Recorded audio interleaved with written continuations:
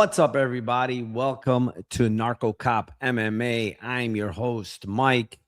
Doing a full card breakdown, UFC Mexico. We are in Mexico City here. A lot of shit going down in Mexico. And the UFC is like, we're still gonna do our card. We don't care. Honestly,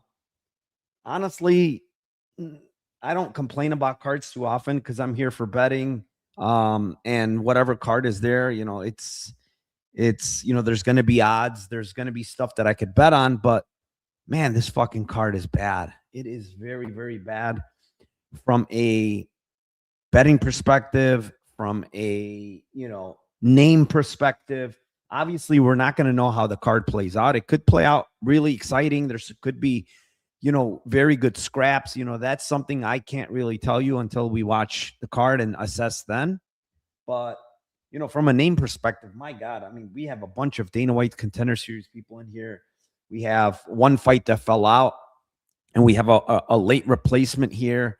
So that's another thing. So it's just one of those cards that, honestly, top to bottom, it's pretty bad outside of the main event. And maybe co-main, I really don't see many great fights on this card. But again, we could be surprised. We've said it before where we're like, this is not the best card, blah, blah, blah. It sucks. And then sure enough, it'll be a banger, so, but man, the juice on this card is just one of the most annoying things. I mean, we have currently just one fighter, well, actually two now, that are below 200, minus 200. It's Kareckaite with the new opponent and Aileen Perez, the women's fights, right? Both of them are under 200. Everybody else is juiced to the whatever you want to call it, So, I don't know. I don't know how I feel about that. Like, it's just not a great betting card. There's nothing that really sticks out as like crazy value or, you want to lay minus 700s and 600s. Some of these guys are debutantes. It's a shit card overall, but we're fighting in elevation. It's one thing to always consider. Mexico City, over 7,000 feet above sea level in elevation. We know what that does to the oxygen. We know what that does to people's cardio. So take that into account when you're betting this card. I mean, it is a very important aspect, I believe, in this card, based on some people, what I've watched on tape. Some people look bad cardio-wise on regular sea level fights. So I don't expect them to do better here. So let me go over to my chat really quick. It's Elijah1. Let's effing go. Dix Insider, what's up? He says, have you sniffed out a favorite that's going to pull a Bulgarian for El Mencho this Saturday? I mean, I wouldn't say 100% someone is compromised. That's pretty crazy to say. But I remember Chairez saying that they came up to him and offered him money to throw a fight. He didn't do it, but remember he said that in one of his interviews. I can't remember when or which card, but they supposedly came up to him and said, hey, do you want to throw this fight or something? And I don't know. He's probably a part of them. He looks like he's part of the cartel. Edgar Chairez. All right, MMA Tard, almost time. Appreciate additional content. Thank you, my man. Yeah, by the way, I couldn't do the recording, to do the editing, to do this and that. It wouldn't come out on time, so it wasn't even worth it. DA07, huge juice card. Yes, sir. It's gross. Landon Warner, violent card. I see a lot of finishes, he says. Epic final boss is on Rumble. What's up? He says, let's effing go. By the way, I am also streaming on Rumble, so if you're on Rumble, please shoot me a follow there as well. Tart says there are a couple of guys with weak cardio going in here. I think the issues in Mexico right now interferes with the travel of some fighters. I don't know the geography. Yeah. All right. Let's start out here. I don't want to take very long on this card. So first fight of the night, it's in the middleweight division. It is the 8-2 Wes Schultz versus the 8-1 Damian Pinas. Currently, Pinas is minus 245 with the comeback on Wes Schultz at plus 210. When you're looking at these guys, they're both young guys, 23, 28. Pinas has only been a professional fighter, I believe, and just basically only started MMA around 5 years ago. So this guy is very, very green to MMA. I watched the tape, and there's some things that clearly stick out. I mean, the guy has insane power, big right hand, very, very physical. He seems very, very strong, very hard to hold down. Like there was times I've seen this guy on his back, and he just used all physical strength to get up, like just underhook and just got up. Like they couldn't stop him from getting up. So he's a very, very strong guy, just physically, and a huge puncher, huge power. Now, some of the things I didn't like from Pinas is when guys go at him and they're throwing strikes, he tends to cover up a lot, just like kind of like trying to block the strikes and then eventually trying to throw back a huge shot to knock him out. So he likes to counter people, but shelling up like that, I just don't like it. I don't like the optics of it. I don't like you backing up, shelling up. You could eat an uppercut. You could eat stuff like that against good strikers. And, he's fighting a guy in Wes Schultz that I don't consider a good striker. Wes Schultz, it's primarily a grappler. He was a D3, I believe, All-American in wrestling. I don't really think his wrestling is great, but it's serviceable for MMA. He gets opponents down. He was able to get Mansour Abdul Malik down in Dana White's Contender Series, which is a big feat. Malik is super strong, good wrestler. So that wasn't easy. And he had some good positions on Malik. So I was kind of impressed with him there before he slowed down big time, ended up on bottom and just got destroyed. And then you see his second Dana White's Contender Series appearance against that French guy or Italian guy. Sorry, Mario Minaj or Mingaj. That Suliev stretch was very, very impressive. And honestly, that's how he's got to win this fight. Like he's got to take Pinas down somehow. He's got to get some opportunistic sub against this guy because on the feet, he's going to get killed. He's going to get killed. He's very bad defensively. His striking is just not very good at all. And his defense is not very good. So he needs to be very, very careful on the feet. Both these guys have questionable cardio, in my opinion. I mean, Pinas has never been past. He's been a little bit past in his debut in round 2 to the 420 mark. But the other one was the Matos fight where that was insane. The Matos fight, I want to talk about this. Matos is going for a takedown. Pinas is sprawled out, and he punches from under the guy's arm while he's sprawled out. He like goes under his arm and punches him and completely knocks him out cold, like flat on his face with one punch. And I'm like, what the fuck? What kind of power does this guy carry? To knock a guy out like that is insane. I don't think I've ever seen that. Usually guys elbow people there and knock them out because they hit the side of the head or whatever, the temple. This guy went from under the arms, punched a guy, and the guy was completely out. So he's got insane power. He legit has insane power. His fight against Costa, he knocked out Costa in round 1 there, Vitor Costa. So, if I'm going to go with the side here, I think Pinas is going to knock him out, honestly, minus 245. I do think he finds a knockout, but because of the defensive grappling, because we haven't really seen him tested with the jiu-jitsu and stuff like that, and he's a blue belt, I really don't want to lay this price. I kind of feel like this fight's going to end inside the distance one way or another. Either Schultz gets a sub or Pinas finishes him, but even that is like, it's minus 600 ITD. It's crazy. So my official prediction is going to be Pinas by KO. I'm going to go with KO 1, honestly. I think it's KO 1 for Mr. Damian Pinas. I don't want to say that too much because I know what's going to happen. All right, fight number 2. We're going to move on to the featherweight division. It is the 9-3 Eric Silva versus the 8-3 Francis Marshall. Currently, Marshall minus 725 with the comeback on Silva plus 525. Not going to take long on this fight. Silva's 38 years old. He hasn't been in the UFC he hasn't fought for 2 years. Last time was this freak leg injury against Naimov. He's been finished in all of his losses. He only has 12 fights as a pro, even though he's 38 years old. Marshall has almost similar fights. He's only 26. He's the one that's rapidly improving. I don't like any part of Silva's game. I think he sucks striking. I don't think his grappling's. I mean, Marshall's better everywhere. He's deserving of minus 725, to be honest. I think he finishes this fight. I mean, if you want to play Marshall, he could. The thing is, he could do it KO or sub. Let's see here. Yeah, I mean, he could do it both ways, in my opinion. So, I'm gonna go with Marshall here. Marshall second round KO. I'm gonna go Marshall second round KO here. There's not much to add on this fight. I just think it's a squash matchup, and Marshall's gonna absolutely destroy him. William Tyner says Pinas is long. Pinas, well, you gotta wonder if Pinas rise to the occasion. I knew this was happening. I fucking knew it.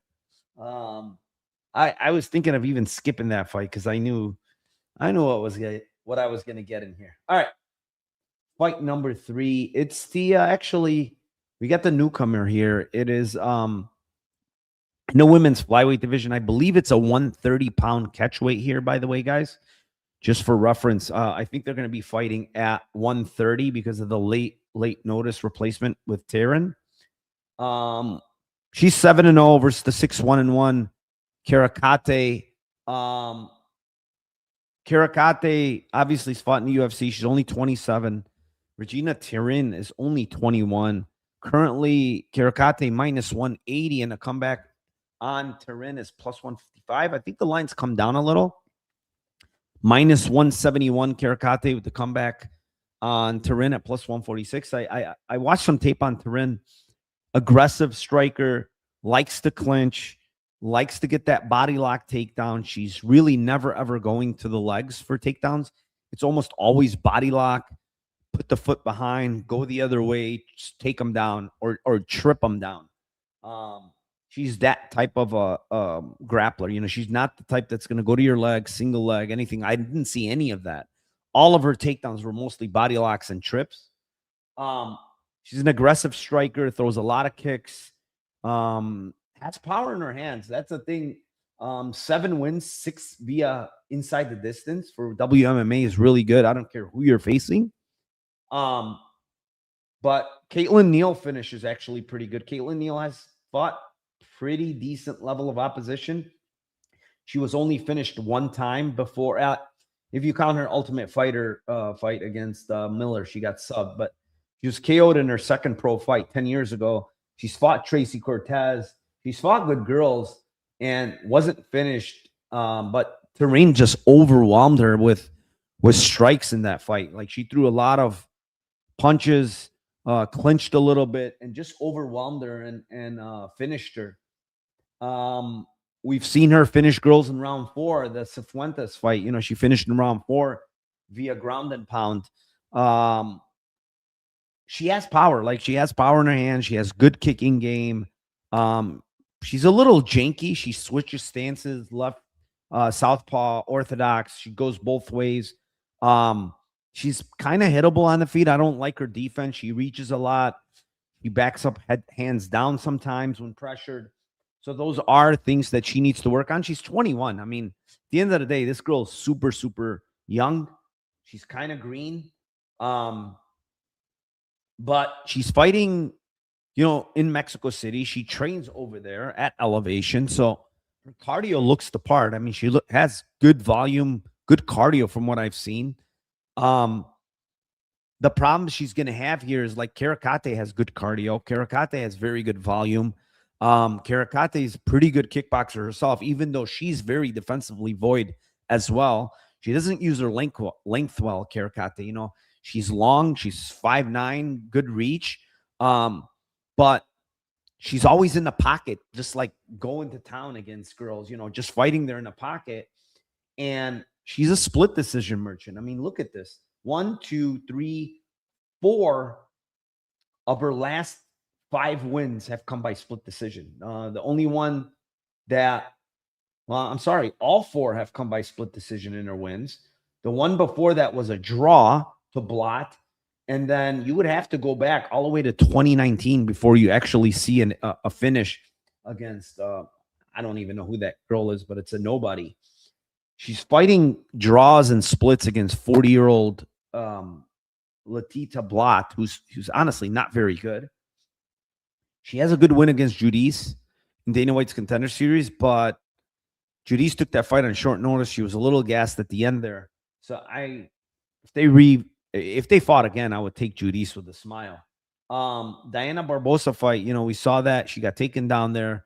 She got hurt in that fight. And then the Cagliari fight was pretty close, even though I don't think it should have been a split. It was close. I had a bet on Sofia Montenegro at plus 240. I thought her power shots were a lot better than Ernesta, and Ernesta was going to give her the fight she wants, which is in the pocket, throwing leather. And I thought Montenegro threw a lot harder than Kareckaite, and then she also had those nice double leg to trip takedowns for Montenegro. So I thought she had some grappling upside. I thought she had the power upside, and Kareckaite is there to be hit. So I took the shot on plus 240. The line had crashed. Now we got this newcomer here, and she's a lot lower at plus 155. Kind of don't agree with it, honestly. I like some of the things Tarin does, but I think she might have trouble with the volume aspect. She's usually out-voluming girls. I don't think she's going to out-volume Ernesta. And those body lock kind of takedowns are probably not going to work here. Ernesta is very long. She's decent in the clinch. I don't think that's going to work with those body lock trip takedowns against a girl like Ernesta. So I think she's going to have some trouble there. Maybe she gets a takedown. I don't know. It's possible, but I don't think she's going to be much of a threat on top. She's not like a great jiu-jitsu girl or anything. So, yeah, for me, I'm going to have to go with Ernesta Kareckaite here, minus 180. I think probably by decision. She just doesn't have power in her hands, which I don't like, but I do think that Ernesta should be a little bit wider here, honestly. I'm kind of surprised. It's actually 171. Kind of think it should be probably 225 range, 230. I think she's 70%, in my opinion here, like 70-30. The problem with Ernesta is, like I mentioned earlier, she's always fighting to splits, man. It doesn't matter who it is. Not even the UFC. Like I said, the 40-year-old Blotla girl, she's going to draw against her. She's going against split against her. So Ernesta's just not a fighter that pulls away in fights. And it's a concern, when you're laying juice on her. So I do think the experience, the fact that she had a full camp, it's going to help her here, in my opinion. So I'm going to go with Ernesta Kareckaite by decision. All right, let's move on. What do we have here? Next fight. This is a weird one for me because I couldn't find much. It's in the featherweight division. It is the 29-6 Douglas Silva de Andrade versus the 22-5 Javier Reyes. Currently, Javier Reyes minus 215, Andrade plus 185.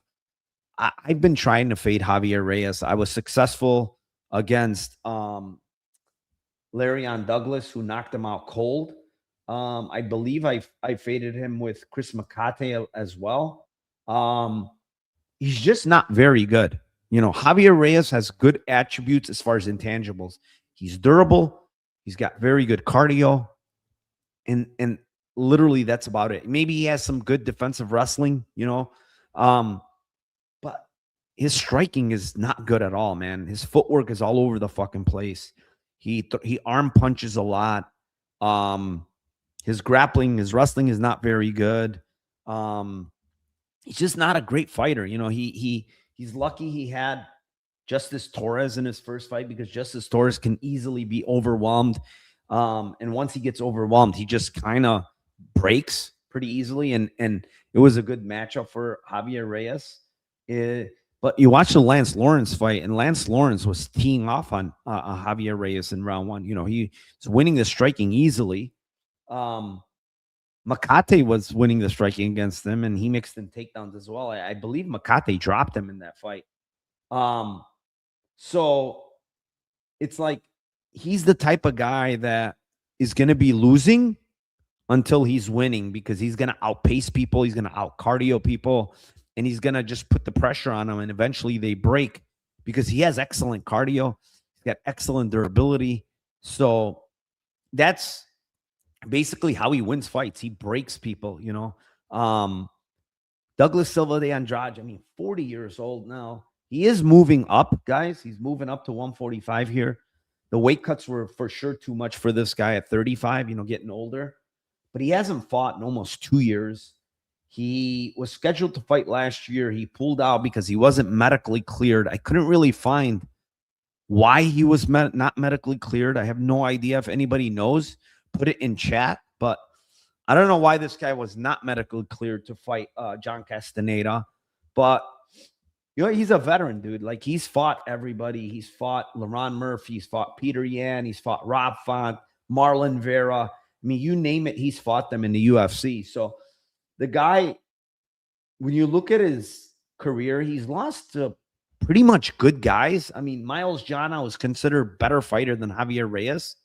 And then everybody else would just kill Javier Reyes, to be honest. So his losses are to good guys. He's got some decent wins. I would say Morozov is a decent win. I would say Henan Barao, you know, back in the day is a decent win. So he has a win over Marlon Vera. So Douglas Silva de Andrade has wins against better people than Javier Reyes. The question is, at 40 years old, coming off a 2-year layoff almost, what is this guy going to look like at elevation against a guy that has excellent cardio in Javier Reyes? And that's the question to me. It's like, Andrade, I don't know what we're going to get from this guy at 40, you know, being off so long. Honestly, if this was Andrade like 3 years ago, I would be happy to take plus 185, no problem, against Javier Reyes, because I think he's the much better fighter. But it's just not the case. It's 40. It's at elevation. It's 2-year layoff. A lot of red flags. I don't see anything on his IG as far as him being in Mexico. I don't even know, you know, to be honest, I don't even know if this fight's going to go, because I see does anybody even know if Douglas Silva de Andrade is even in Mexico at this point? Like, I can't find anything. Let me see if there's any updates. No, there's absolutely none. So I don't even know if this guy's in Mexico currently, man. Looking at his socials, there's nothing to say that this guy's even in Mexico. So I really don't know. I honestly, I'm questioning this fight, that it even goes, like, if it's going to happen, just because I haven't seen anything on the Andrade side. So, but with that being said, there's no way I'm laying minus 215 on Javier Reyes. Like, it's dog or pass for me. I would take the 40-year-old Andrade at this point. But never Javier Reyes minus 215 in this spot. Like, I can't do it with this guy, because I really don't think he has any good attributes outside of his intangibles. So let's move on. Fight number 5. My goodness, talk about a squash matchup. We're back in the bantamweight division. It is the 14-7 Chris Moutinho versus the 18-5 Christian Quinonez, minus 700, plus 500. I mean, what's there to say here? I mean, Quinonez has been out of the cage for 2 years as well, but he's very young. I mean, 29 years old. This guy is clearly going to be improving. The reason why he hasn't fought is because he's had visa issues. He can't come to the U.S. I don't know what's going on, but that's why he pulled out of the Yanez fight. It was like visa issues, stuff like that, his paperwork. He has good footwork. He moves well. He's got good 1-2. His straight right hand is really good. He's got a lot of power in that straight right hand. He could grapple some. I don't mind his grappling. I think it's pretty good. And he's got power. I mean, he's got 10 knockouts. He flatlined Khalid Taha, who I believe had never been knocked out prior to that. Yeah, that's his only knockout loss in 21 fights, Khalid Taha. So Quinonez definitely has power. Even these fights that gone decision. I mean, Long Zhao took a beating in that fight for 3 rounds. He landed so many big shots on Long Zhao, but he's so durable. Zhao is. Moutinho. Oh, that's the other thing with Quinonez is in all of his losses, Quinonez, he's been finished. So he is, in my opinion, a bit chinny. Like you see the Kung Ho King fight and you see RNC, but Kung Ho King basically knocked him out, it looked like, before he subbed him. It was a knockout. And he's been knocked out against Christian Souza in the regionals back then. He had another knockout against the guy in 2014. Obviously, that was very, very long ago, and he was probably 17 years old. I mean, that's super young. But he's fighting a guy in Chris Moutinho who's an absolute punching bag on the feet, man. I mean, just a punching bag. He's going to be there to eat the straight right hand. He's a southpaw. He fights out of southpaw. How to beat southpaws is to throw the 1-2 right down the pipe. And Quinonez has a very good 2 down the pipe. I think he's going to hurt. At minimum, he's going to hurt Moutinho early. Whether he finishes him or not, I don't know. But Moutinho's coming off a very nasty knockout against Wallmaker, man. I mean, step in right hook that absolutely face planted this dude. He was out cold. And I know he's taken a lot of time. That was in June of last year.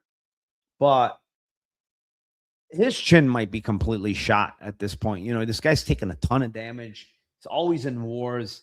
He got absolutely destroyed by Sean O'Malley before getting finished, which was a weird stoppage. But still, you saw after that fight, he fought a guy in Guido Conetti who was probably 40 at the time. And Guido Conetti knocked him out in round 1. So that should tell you a lot about where this guy's chin is.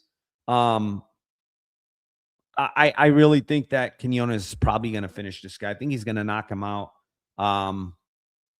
Moutinho is tough, but I just think the chin is going. Once the chin is going, doesn't matter how tough you are. And Quinonez can crack. So I think minus 700 is fine. I wouldn't say to parlay something like this because I don't like parlaying these huge favorites. They come back to burn you. It happens. It's MMA. And Moutinho could somehow maybe dog out a win. I don't know. I don't think so. But yeah, I don't think this is a buy low on Moutinho in the UFC. Maybe buy low in the regionals, not in the UFC. I think Quinonez is going to knock him out probably round 1 or 2, honestly. And Quinonez has pretty good cardio too. So I don't think it's going to be one of those where Moutinho can just zombie his way to a late round finish or something. We will move on in a fight that I'm not really interested in as well. It's in the bantamweight division. It is the 12-2 Ailin Perez versus the 10-5 Macy Chiasson. Currently, Ailin Perez minus 180 with the comeback on Chiasson at plus 155. Ailin Perez on a win streak here. The UFC loves her antics. The antics that she does. She's on a 5-fight winning streak. She's beaten decent girls. I would say Carol Host is a good win. Jocelyn Edwards is a good win. And you look at the other side, Macy Chiasson, 10-5. Missed weight last time against Yana Santos. Lost the fight against Yana Santos. Very, very bad loss, in my opinion, against an older Yana Santos in a fight that was very winnable for her. And then you watch the Caitlin Vieira fight, and you look at that fight, and I'm kind of puzzled as to why Macy Chiasson kept trying to grapple in that fight and always ending up on bottom. She went for 4 takedowns. She ended up on bottom a couple of times and just stuck there the entire fight, man. Like, I'm looking at these stats. 0 takedowns for Vieira. 0 for 4 for Chiasson. But Vieira had 10 minutes and 6 seconds of control. She is just absolutely lost on her back, Macy Chiasson. She does not look good. Once she's flattened out on her back, she's trying to throw subs. She's trying to do stuff that she's not really good at. And a girl like Ailin Perez on top, she's actually pretty good on top. She moves, she slices through the guard. She throws ground and pound when she's on top. She's pretty mean. When she goes to mount, she looks to land damaging shots on top. So she is, if Macy's going to play that bottom game, I think she's going to get pounded on here, honestly, because I do think Ailin Perez can pound on her. Now, the problem with Ailin Perez too is, like, I don't really rate her wrestling that much. You know, I do think she's decently physical for the division. But I don't think her wrestling is great. She got a lot of takedown Jocelyn Edwards a couple of years back. I would love to see the rerun on that fight because I kind of think Edwards screwed up in that fight. But you know, props to Aileen Perez. She gets every one of her opponents down. You know, that's one thing I can't say is like every single fight, she has a minimum of one takedown. Macy Chiasson could be taken down. You know, you look at the fight against Marion Renault a while back. You know, there was a couple of takedowns there. She hasn't really faced good grapplers that like push the wrestling. If you look at all of these girls, so I do think Perez could probably get on top. And honestly, if she gets on top, it could be the round. I know Perez did something really silly her last fight against Hossa. She was on top, and then Hossa was like trying to kick her off, and she just let Hossa up, which is very, very bad from a fight IQ perspective. So I don't know if she's going to do something like that here, but yeah, I kind of lean on the Perez side, even though she's minus 180. It's a pick for me. It's not a bet for me. I do think Perez probably wins the minutes here via wrestling. I think she's a little bit better on top. But if Macy gets on top, you know, things could get hairy potentially for Perez because we've seen her look very, very bad in round 3 against who was that girl? Pudilova. That looked very bad for her at the end of round 3, where Pudilova got the back. She almost submitted her. So she lets Macy get to those type of positions. He's going to be in big trouble. This is, in my opinion, you know, huge. Look at the reach and height advantage. 6 inches in the height, 6 inches in the reach. If this plays out in the striking, I kind of like Macy, even though I don't think her striking is great. She's just a lot longer. She could use her kicks, her distance. But I think it's going to hit the mat at some point and kind of lean with Aileen Perez getting on top. I just think she's a little bit more physical. And I think she has a little bit more dog in her, to be honest. I don't like Macy's optics sometimes. Like something about her, when I watch some of her fights, I don't like her optics. You know, I really don't. So, yeah, I'm going to go with Aileen Perez here, minus 180. I think it's going to be by decision, honestly. I don't think she's going to finish Macy. So Aileen Perez by decision. Next fight, we're moving on to the middleweight division. It is the 8-1 Ryan Gandra versus the 11-6 Jose Medina.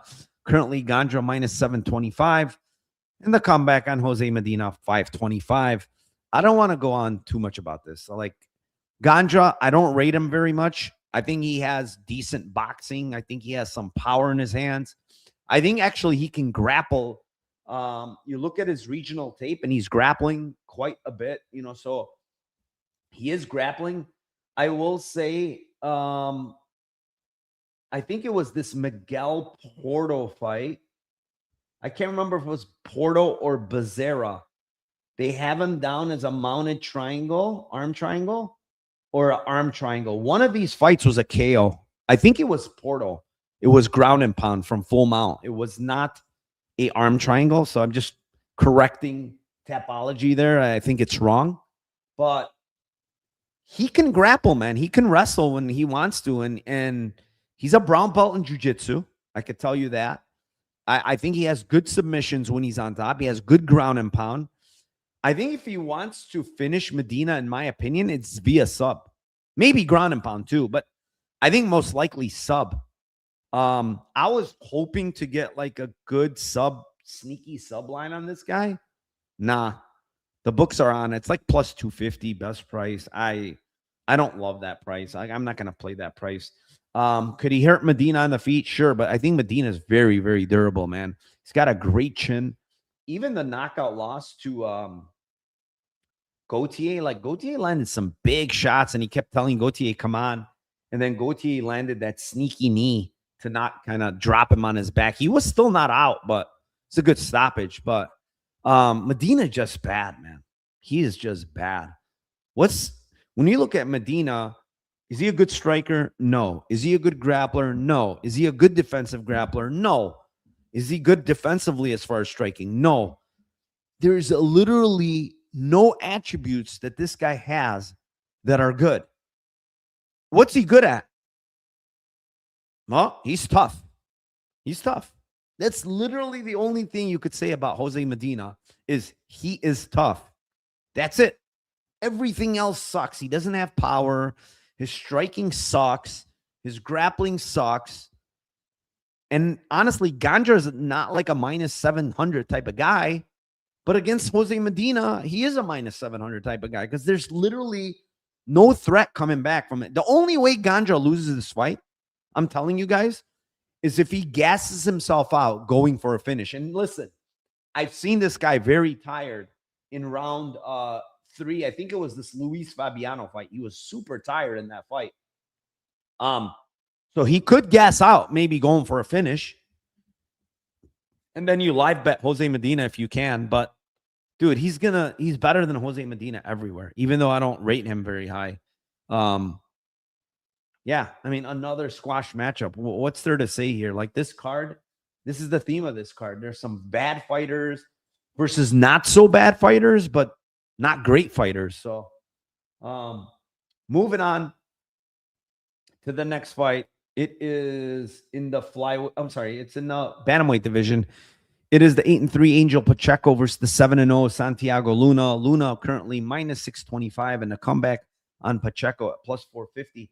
This is another one where, how many times have I said this already on this card? We have another guy coming off a 2-year layoff in Angel Pacheco, who's 34. Last fight against Logren 2 years ago almost. He's fighting now this young 21-year-old that's supposed, a phenom, Santiago Luna, who came in last fight, got hurt really bad against King Lee. I think it was a check right hook or left hook. I can't remember. He got hurt really, really bad. But he showed resilience, came back, and knocked out Quang Lee, which is good to see. He adversity came back, knocked him out. He's a Greco-Roman wrestler. He's a good wrestler, upper body, very good takedowns. He's strong. He looks super athletic. He hits hard. I mean, he should win this fight against Angel Pacheco. I mean, Pacheco he just got his black belt in jiu-jitsu. He has decent boxing, but zero defense, man. Like, this guy has no defense. He only has 11 fights, but the beatings he's taken, like, you look at the Danny Silva fight, he got beat to pits. Colin Rogren was landing big shots on him. I mean, he's taken some beating in the last couple of fights. He's 34. He's not young. He is fighting for the second time at bantamweight because, the Danny Silva fight was at 145. Prior to that, he was fighting at 145. So dropping to this 35 weight class, I think it might be better for him at 35, even though Logren was landing on him. But the thing with Santiago Luna is he's kind of green, man. He has no regard for defense. And, when you're fighting in the UFC, even a guy like Quang Lee, he hurt him very bad. He's got to be very careful fighting like that. No defense, just trying to knock up people out. I get it. It's exciting. It's good. But at 21 years old, you could see, he is kind of green. He is lacking a little bit of fight IQ. Maybe you go in there, you get a takedown and work a little bit and get on top of Pacheco. Even though Pacheco is good on the ground, man. He's not easy to hold down. He's a black belt, like I said. So I think it's Santiago Luna here, honestly, outside of like a maybe Pacheco miracle sub against this guy where he makes a mistake, because Santiago Luna, I don't know what belt he is as far as jiu-jitsu. I would assume he's somewhere in the blue or purple belt range. Pacheco is good down there. He has subbed. The Wilson sub is actually pretty good. So he has submissions in his arsenal. So you got to be careful on the mat. But this is going to be Luna, in my opinion. 2-year layoff, 34 years old. Pacheco probably just riding out his contract, and they're giving him a young, hungry gun in Santiago Luna. So I really don't know how it's going to happen. I think Luna can win in a variety of ways. It could be, I don't think it's sub. but I think it be KO, and I think it could be decision, honestly. Decision prop is probably, fight goes is like 270. I know this guy's never been to decision, but it's gonna come. Whether it's this spot or not, I'm not so sure. But I lean that as like the value side, like fight probably going the distance. But again, 2-year layoff 34. I don't know what to make of this guy, Pacheco. Moving on, let's see. This is a pretty decent matchup here in the flyweight division. It is the 10-4 Kevin Borjas versus the 6-0 Imanol Rodriguez. Currently, Rodriguez minus 450, and Borjas is plus 350. Imanol, I like everything I see from this guy, man. 25. I think this guy, sky's the limit for this guy. He's a combat sambo guy. He's good everywhere. Excellent wrestling, excellent jiu-jitsu, man. Like, you watch this guy, and what impressed me most about Imanol Rodriguez as far as like jiu-jitsu stuff is that Joseph Morales fight in round 3 when he takes Morales's back early. It was like, I don't know, maybe 30 seconds into the round. And Morales is doing everything possible to get, out of the back position, where Imanol has his back. And Imanol just kept doing the right things and holding him there, switching the triangle, switching the body triangle, underhooks, doing all this good stuff to keep him there. And as much as Joseph Morales tried, and Joseph Morales is an excellent, excellent grappler, he could not get out of the back position. And Imanol held him there the entire round for over 4 minutes, which is very, very impressive. And then you look at the last fight against the Brazilian guy, who I thought is also very dangerous, young gun, 26 years old. And that shot, like, you don't even see it, and he just drops him and finishes him there. Very impressive. Imanol has a lot of power in his hands. He can grapple, like I said. He's finished all of his opponents. He has never gone to decision as far as a win. It's all finishes. So you don't see a lot of that in flyweight.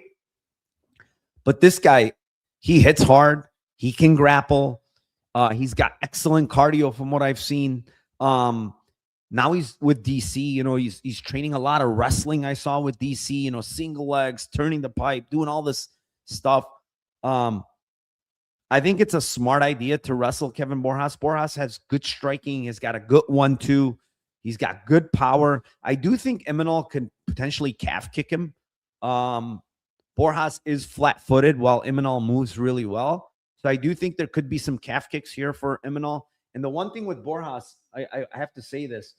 2 different fights, he got hurt really bad with calf kicks. 1, the Joshua Van fight, his leg was toast.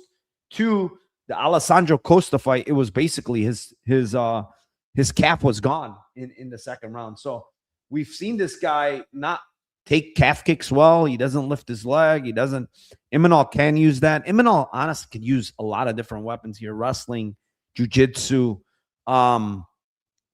He's just a better fighter, even though I think Borjas is a pretty decent fighter. I think Imanol is special, man. I really think this kid is special. He's only 25. My favorite prospect potentially from the Ultimate Fighter. Really, really, really good fighter here in Imanol Rodriguez. I think he's going to finish Borjas, man. He's going to make a statement. He's really, really good. Borjas is tough, but he's getting finished here by Imanol Rodriguez. I don't know how. Could be sub. It could be KO because he's got tons of power in his hand. But in my opinion, Imanol is the truth, and I think he's going to finish in style here in Mexico City. So I'm going to go with Imanol Rodriguez by finish. Moving on, flyweight division. It is the 12-6 Edgar Chairez versus the 14-8 Felipe Bunes. Currently, Chairez minus 355, and the comeback on Bunes plus 290. Yeah, I mean, Felipe Bunes, 36 years old at flyweight. I mean, that's very, very old for the flyweight division. He's coming off a loss to Estevam, where it was a grappling match pretty much. He tired out a lot in that fight. He really, really got tired in that fight. Both guys actually got tired, but Esteban was a little less tired, even though he's a gassy guy. Felipe Bunes is very, very gassy, man. He's got a bad gas tank. The way he fights, he's throwing everything into his punches. He's constantly shooting, going for submissions on bottom, on top. He's constantly hunting. So his game is not good as far as cardio wise. Now we're at elevation. That cannot be good for his game. At elevation now, 36 years old, having to fly in from Brazil. He's at the Pitbull Brothers. And on the other hand, I'm a big Chairez guy. I think Chairez is actually a good fighter, man. Has a lot of power in his hands, very good boxing, excellent calf kicks. Is pretty damn strong, has good jiu-jitsu as well, really good jiu-jitsu. You watched the Van fight, an absolute war. The Tyra fight, he was in that fight. He had Tyra in deep submissions. I think he dropped Tyra even in round 1, if I'm not mistaken. And then the Carpenter fight on Dana White's Contender Series, another war. Carpenter's eye was swollen shut at the end of round 1. Chairez is huge for the division. He's strong. He hits very hard, very good boxing, and his cardio is really good. And the same cannot be said for Bunes. I think Bunes throws hard. I don't think he hits very hard. He does throw big shots, but I don't think he has a lot of power. The danger lies with his jiu-jitsu game. He's very, very good in his jiu-jitsu. So if the fight hits the mat, this guy's going to go for all types of subs. Heel hooks, knee bars, triangles, arm bars off his back, you name it, he's going to go for it. And that's where I think Edgar Chairez has to be careful. Look at this guy. He's got a flying triangle arm bar as a win in ACB, which is ACA now. He's super dangerous on the ground. And I think Edgar Chairez needs to be careful early. Round 1, maybe the beginning of round 2. He's got to be very, very careful with the submission game. But I think he's gonna KO Bunes, in my opinion. I think he's gonna KO him. Bunes gonna get tired. Chairez does a good job going to the body as well. He's probably gonna hurt him to the body and then finish him up top, in my opinion. So I do think Chairez is gonna get the finish here. Chairez KO 2-3, in my opinion. Most likely 2, honestly. I think it could be round 2 to finish Felipe Bunes. Let me go over to chat really quick. I know I'm trying to pump through this card quick. Narco, I do like Borjas normally, but this fight, no way. DA says Chairez is gonna El Muncho Felipe Buns. Yeah, he's gonna destroy him. Tyner asking Cartel rounds 2 or 3. I think it's gonna be round 2 or 3. Yeah, KO, in my opinion. Yep. All right. Let's move on. Fight number 11. We're flying through this. I like it. This is how I want to keep it if I'm going to do stuff like this. Let me find the green Zellhuber. Here we are. It is in the lightweight division. It is the 15-3 Daniel Zellhuber versus the 33-17-1 Bobby Green. Currently Zellhuber minus 500, and the comeback on Bobby Green plus 375. Bobby Green 39. Coming off, he just had a fight a couple months ago against Lance Gibson. Split decision win, close fight. And then Zellhuber's coming off that ugly, ugly loss to Michael Johnson 8-9 months ago. I don't know the game plan there. The game plan was standing outside and kick while you get punched in the face by Michael Johnson, get dropped in that fight.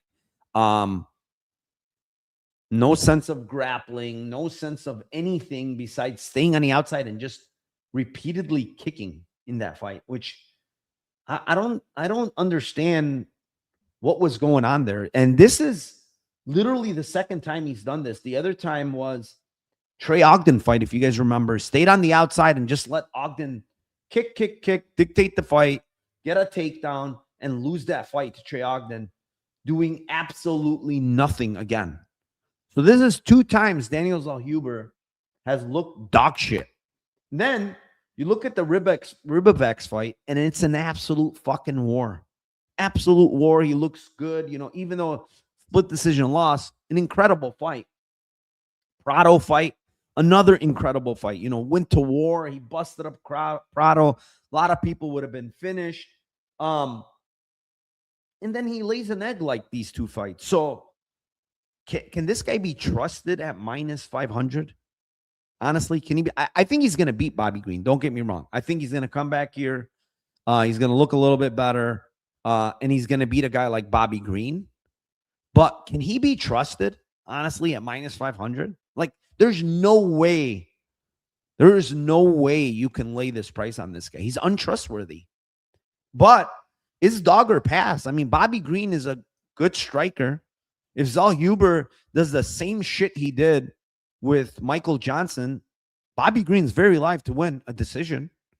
Just kind of outpointing him and throwing hands while Zellhuber does his stupid kick game. Could I see Bobby Green winning plus 375? Yes, by decision.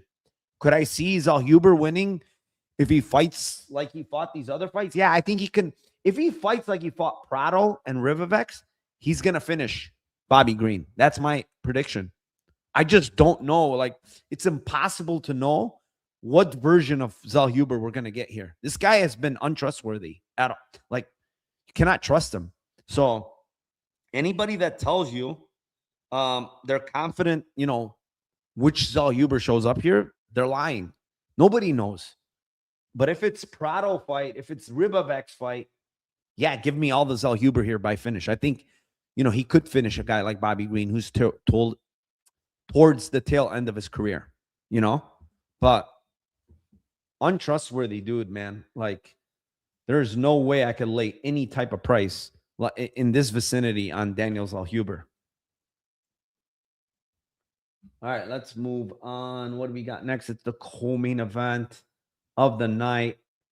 It is in the bantamweight division. It is the 13-1 David Martinez versus the 23-11-1 Marlon Cheeto Vera. And currently Martinez is minus 310, Cheeto Vera plus 260. I think the line's a little bit wide here. I understand why it's where it's at. I mean, David Martinez, big win against Font. I initially, before watching tape, thought it was an easy win for Martinez, but it wasn't. Upon rewatch, it was actually a pretty close fight. Martinez did pull away towards the end and he hurt Font, but it was 1-1 going into round 3. Round 1 was pretty close, besides Martinez kind of like buzzing Font in that round 1. It was pretty close. It's a pretty close overall fight, right? The difference, I think, between Font and Vera is the pressure that Font and the footwork from Font. Font is better at cutting off the cage. Font has better hands than Vera. He throws more in combination, a lot more pressure early and often, from Font.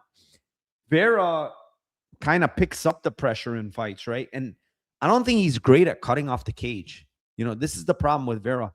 I think him cutting off the cage, he's not very good. You look at the last fight against Zahabi, very, very winnable fight in the sense that Zahabi moves, but he doesn't have the best footwork. But he also stands there and trades with you, which is what Marlon Vera wanted in that fight. He says he hurt his pinky in round 1. I don't know. He did drop Zahabi in that fight. He had him hurt. But he went on to lose, I believe, round 3. It was 1-1. He went on to lose round 3. The fight was there to be won, man. And he let it go. Figueiredo fight, same thing. It was there to be won. He let that go. And when I look at a guy like David Martinez, I compare his footwork to a guy like Sean O'Malley. Big cage. He can use his footwork. He's in and out a lot. He's got very, very good kicking game. Very, very fast with his kicks in and out. And I could see him just doing that all fight long. He could do it for 3 rounds. I've seen him do it for 3 rounds, Marlon Vera has to do a better job cutting off the cage here, trying to maybe even get in a clinch here against this guy, throw some knees, some elbows or something to offset what this guy does. But from everything I've seen, the footwork is going to give Vera a lot of problems, man. He's just going to constantly circle and kick and kind of circle and kick. And yeah, like I think Martinez wins the decision here. That's just what I feel like. Even though I think Vera is the betting side at these prices, I do feel like Martinez is going to win here. And, I want to explain, like, for maybe I have new viewers, maybe not. 255 live viewers. Appreciate you guys. But when I talk about winning and losing, that has nothing to do with the money line and betting side, right? Like, it has nothing to do with that. Winning and losing, I think Martinez wins this fight just because of the stylistics of this fight. Do I want to lay minus 310 on a fighter, which is, over like 70% probability? I don't want to lay, I don't think this guy's going to win 77% of the time or whatever it is, right? Like, I don't know. I'm just saying off the top of my head, somewhere in that range. So, Marlon Vera has a chance to win this fight. He could hurt Martinez at some point with a kick. By the way, Martinez did get hurt and dropped with a head kick against Axel Osuna in his Combate fight in 2022. So, there is a world where Marlon Vera can land one of his kicks. He is long while Martinez is circling to whatever side, southpaw or whatever, circling to the right into the southpaw kick. But, yeah, it's just one of those stylistic matchups that I think is not great for Vera. This guy's not going to give him the fight he wants. He's not going to stand there and go kick for kick or strike for strike. He's going to go in and out, Martinez. And I don't really see much of an upside where, as far as I honestly think if anybody's getting takedowns, it's David Martinez. He can get takedowns here. I don't think he's going to do much with them, but I do think he could take down Marlon Vera. He's probably the more explosive grappler, in my opinion. So, yeah, I mean, I like David Martinez to win here, but I don't like minus 310, guys. I really don't. Before the main event, hit the like, subscribe to the channel, please. If you're on Rumble, subscribe, like there as well. If you're on YouTube, please subscribe here and like. I appreciate everybody. It's all I ask for, nothing else. If you want to get in my Discord, link is in my profile on X, at Narcocop on X. So go over there, click the link, $25 a month. And let's move on to the main event of the night. The best fight of the night, obviously. Thank God it's in the main event. It is the 9-1 Loner Kavanagh versus the 23-9-2 Brandon Moreno. Moreno currently minus 210, and the comeback on Kavanagh plus 180. Nothing but Kavanagh money so far. Everybody's on Kavanagh. 26-year-old in his prime. I get it. I think he's an elite striker. I think he has a very, very good footwork, exceptional speed, very good power for the division. He can grapple as well, so he's a pretty decent grappler as well. But there is some concerns with him. He's taken this fight on about 3 weeks to a month notice by fight time. It's a little bit of a concern. He was preparing for Bruno Silva March 14th. This is not Bruno Silva, right? He was preparing for Bruno. This is the thing.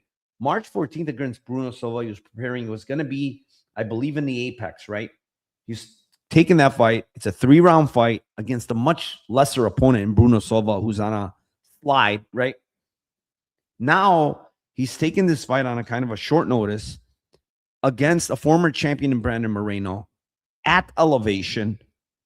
Much different fighter than Bruno Silva, much better fighter than Bruno Silva. And the red flags that have popped up with Loner Kavanagh have been suspect chin and suspect cardio, right? You look at the Charles Johnson fight, he's dominating. He kind of gasses. There was some grappling involved. I think it was more of the fact that when you watch that fight back, Charles Johnson started landing on him. He was panicking a bit. You could see he was panicking. He was pulling out of the pocket and hands down and just ate a huge shot that put him out. But then you look at other fights, and Felipe Dos Santos was kind of pressuring. It looked like he was tiring in that fight as well. What does he do? He shoots a double leg. Dos Santos is on his back for the majority of round 3. He wins that fight. He kind of like, what I've seen from him, even in the Ochoa fight, he kind of breaks the pressure with wrestling and stalls fights out kind of with the wrestling. He's not going to be able to do it against Moreno. I could tell you that right now. He's not going to be able to stall out Moreno on the ground. Moreno's the better overall grappler in this fight. I don't think it's even close. So He's not going to be able to do that here, right? He needs to basically keep it standing and keep Moreno away, or maybe hurt Moreno, get some respect. But the thing with Moreno is he's not a huge pressure fighter. He's not pressing you very much. He wants to stand in that boxing range and throw his jab and go those weird angles and throw his kicks. So he's going to kind of give Lohner the fight that he wants, which is kind of a kickboxing match where, believe it or not, I think Kavanagh's the better striker of these two. I think he's got the way better hands. It's just way more power, faster hands, faster combos. I like Moreno, and I think he's got good boxing and unorthodox boxing and kicks. But I really like what I see from Kavanagh as far as his hands, man. They're really, really good. But these intangibles are popping out, man. Chin issues, cardio issues, at elevation, short notice, 5 rounds. 3 things that are really bothering me as far as I cannot click Kavanagh at plus 180 because of those 3 things. They're really big things here that I'm looking at and saying, these things can really pop up in this fight. There's no doubt. Add the fact that it's a huge stage for him. Main event in Mexico City, crowd cheering against him. It's not easy, man, for a 26-year-old. So there's a lot of things to kind of look at here and say, man, I don't know if this is a great spot for Lohner Kavanagh. Are they just throwing him in here way too soon, way too early, and he just said yes because somebody pulled out? I kind of think so. I think this is way too soon for a guy like Lohner Kavanagh, based on the circumstances, short notice, 5 rounds in Mexico City at elevation against a former champion. I don't like it. I've seen shit performances from Brandon Moreno before. We could talk about the Royval fight. We could talk about, there was another fight before that. He didn't look great, but overall, I'm not going to blame him for the Tyra fight. He got in a bad position. He had Tyra in that triangle for the entire first round, whatever. And then the second round, he got into a bad position against a really, really good positional grappler. So I think the stoppage was not great, honestly. You got to give the champion a little more time, but they decided to stop it. They like Tyra. I don't know what the deal is, but one last thing I will say with Lohner Kavanagh that I've noticed is Charles Johnson in round 2 went to a shoe shine to the body. And if you guys don't know what a shoe shine is, it's basically a bunch of punches in a row to the body he threw. And Kavanagh did not like that. He tried to initiate grappling after that, because what I've noticed from Kavanagh is, you go back to the Ochoa fight, he got hurt to the body in that fight too against Ochoa. He does not like people that hit him to the body, and Brandon Moreno has good body kicks. He needs to be very careful, because Brandon Moreno can zap you with those body kicks, man. And Brandon Moreno does also throw those big, wide hooks to the body. So he needs to be careful, man. He could get hurt to the body. I've seen it before a couple of times already with this guy. Cardio's an issue with this guy. Yeah, I can't play plus 180. I know people that like him. A lot of people that like him here. I feel like they're just underestimating Moreno a bit after his loss to Tyra, who's a completely different fighter than Kavanagh. So when you look at Moreno, you look at the domination win over Usyk, you look at the domination win over Albazi. I feel like if that Moreno shows up, Kavanagh's in trouble. So, and he could finish him. Moreno, the one thing is, finishing instincts are not great. Like, he's got these guys hurt. He's got Albazi dead to rights and doesn't finish him, Also, this is also to know, when we talk about the body stuff, I totally forgot the Kai Kara France, the liver kick. Remember that? He finished Kai Kara France with a kick to the body. Kavanagh's weak there, man. I would not be surprised if Brandon Moreno hurt Kavanagh at minimum to the body with something, because there's something going on with his body. He doesn't like those body shots. And Moreno has already finished somebody to the body before. So yeah, I think that's it. We're We went through all 13 fights in just a little over an hour, so that's good. Any questions from anybody, you could shoot them now. I can answer them really quick. Otherwise, again, guys, please like, subscribe, comment, follow, do all of that good stuff. I will put the timestamps right after this video is over. Again, if you're on Rumble, support there, please. Rumble is at Narcocop MMA. Same thing on YouTube, and then at Narcocop on X. If you don't follow me there, please follow me. Yeah, that's it. All 12 fights. Good luck in Mexico City, and let's cash those tickets for UFC Mexico City.